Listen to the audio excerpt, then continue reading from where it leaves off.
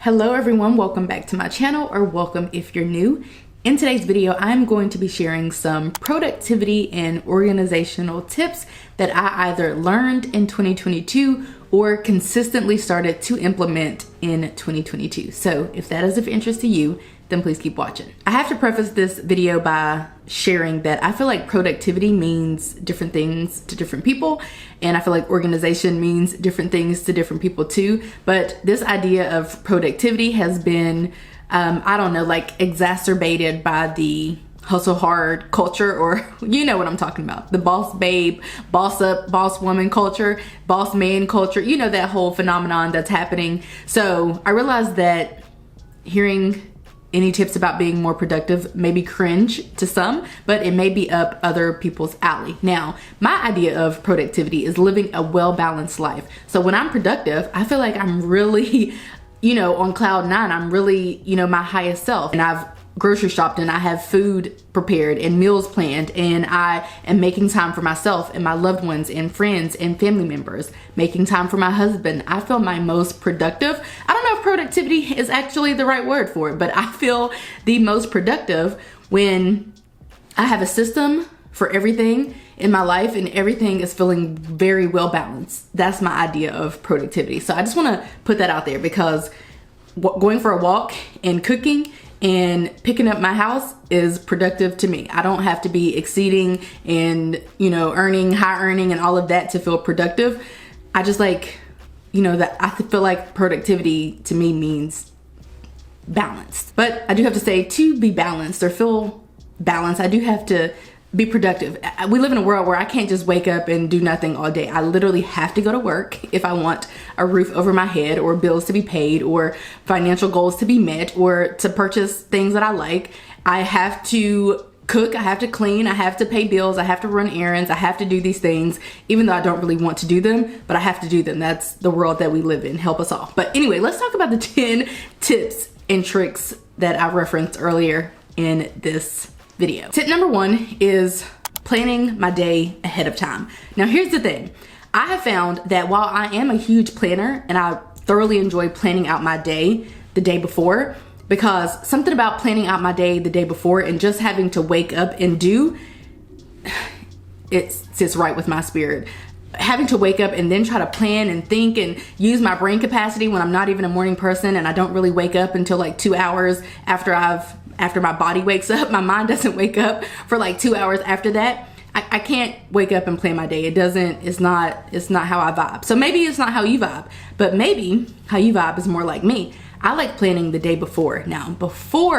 So my body's gonna start naturally shutting down when it gets dark. I'm gonna start prepping for bed. That's just the way it is. When right now I go to sleep earlier because it gets dark earlier. I'll go to sleep later when it starts getting dark later, but right now I just kind of adjust and I just let my body do that. That's not a tip.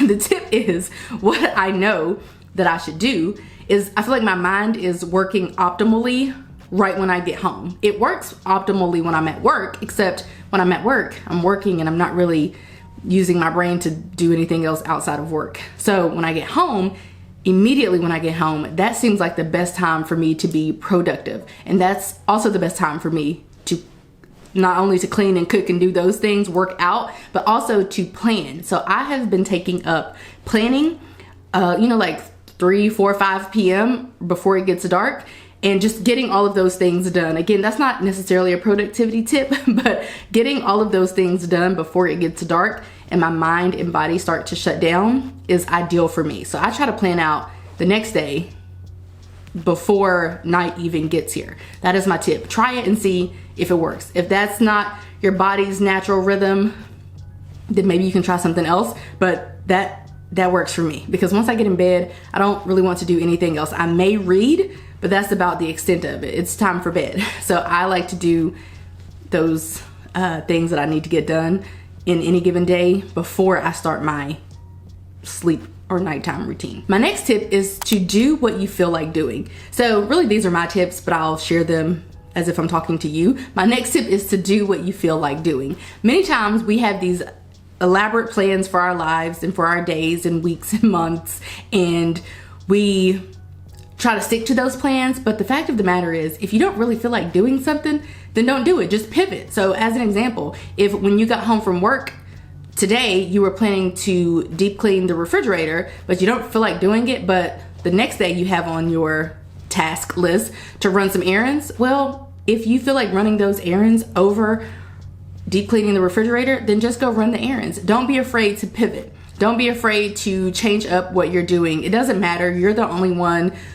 I mean, you're in control of you. You're only accountable to you. Sure, we have dependents and people who rely on us, but these people aren't doing the things that we're having to do. These people aren't the ones running the errands, and whatever your task list is, that's your task list. You have to tend to that.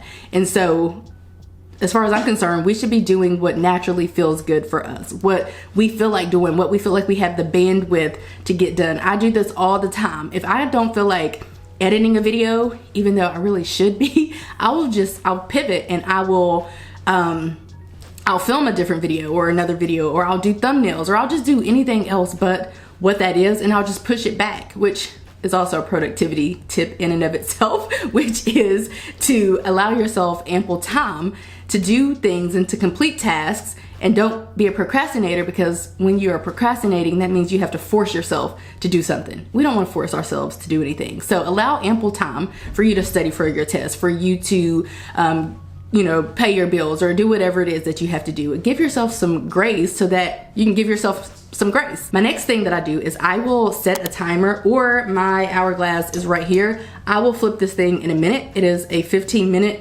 hourglass, and the reason why I like setting timers in hourglasses is because I like to think to myself, Shay, realistically, how long should this task take you to complete? Okay, set your timer for that amount.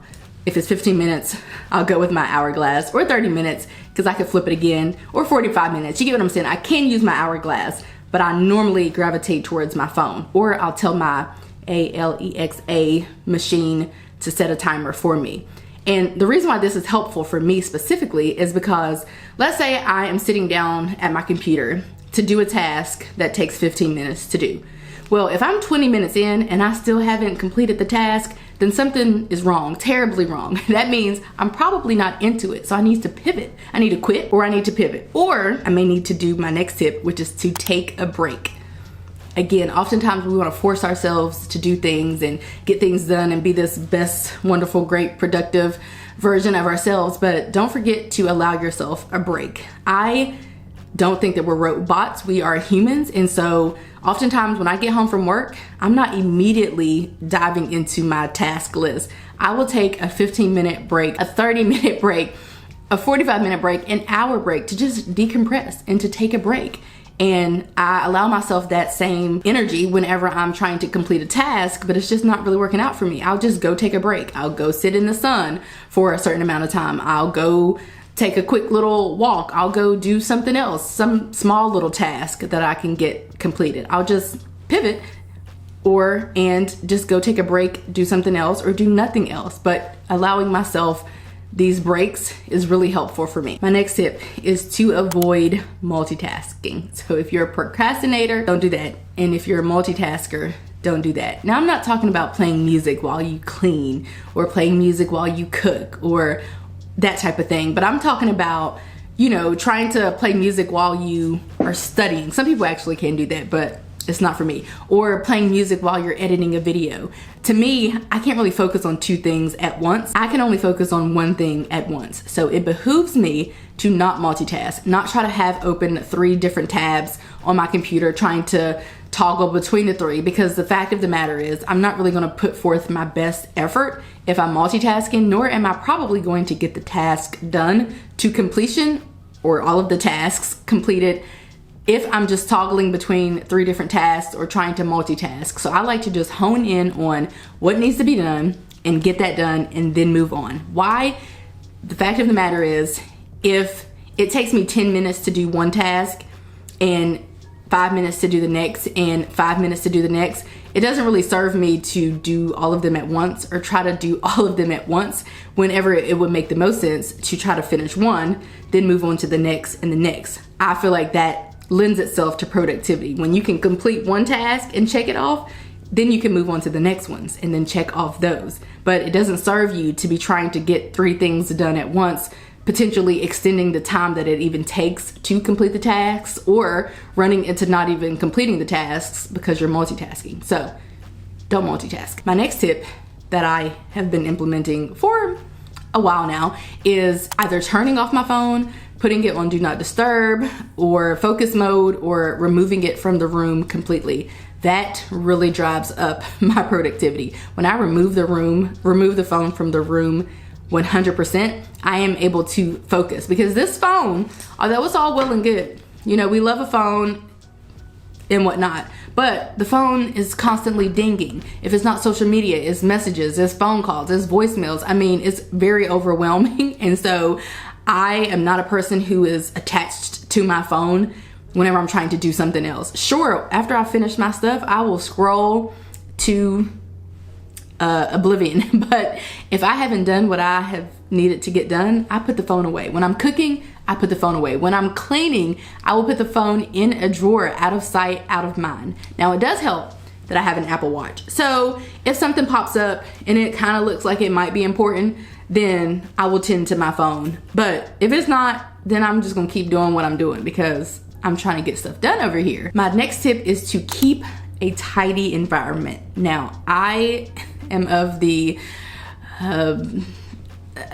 way that I need my environment to be relatively tidy before I can actually sit and focus. Some people are not like that, but I feel like I am my highest self and my best and most productive and organized self when my space is tidy. So before I can even sit down and try to focus on anything productive or relevant or do anything that I need to do, I will go ahead and try to tidy up my space. But I like to keep my space tidy naturally, so I never have to allow that to get in the way. Now, how do I do that? Well, my husband cleans as much as I do. I do tend to clean a little bit more, I feel like, but he cleans. I mean, I'm just now getting back to cleaning after like a month. I took a month off from cleaning because I was out of my rhythm when I got sick, and then he picked up and he had a system and I just didn't disrupt his system. I'm back now. So, you know, he'll clean as well, but I clean when I get home. I like to call it an evening tidy. I will hit some problem areas and I do that regularly. My husband does a lot more of the deep cleaning. On the weekends, I like to prioritize deep cleaning or organizing at least one area. I feel like I owe it to myself to at least try to do those more deep cleaning types of tasks on the weekend. So I try to implement that so the house is pretty much always clean. Now, there are some rooms that I wouldn't recommend anyone go into because it's probably going to be a hazard, such as our spare room. It's a hot mess. Now, it's a spare room, so it's kind of a hot mess for good reason, but that could use some TLC. However, it's out of sight, out of mind. I just close the door and move on with my life. Plus, I've kind of accepted the fact that I'm going to have some messy areas. As long as they're not workspaces, it doesn't matter. As long as this room is clean, which it always is 100% of the time, this room is clean. As long as any area where I might film in or work in is clean. Same for my husband. He does work when he gets home sometimes. He's an educator. So as long as those areas are clean, then focusing on getting the tasks done is so much easier, because otherwise I'm thinking, should I really be filming a video, which is insignificant in the grand scheme of things, whenever I could be cleaning?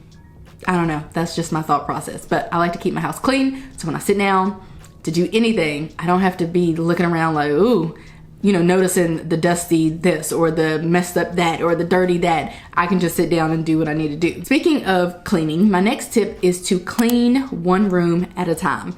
It kind of goes back to multitasking, but again, if you are like me and you like to keep things tidy because you operate optimally when rooms and areas in your home is tidy, then you might want to implement starting to clean one room at a time. Same thing with all the different tabs. It does not behoove you or anyone else to bounce from one room to the next.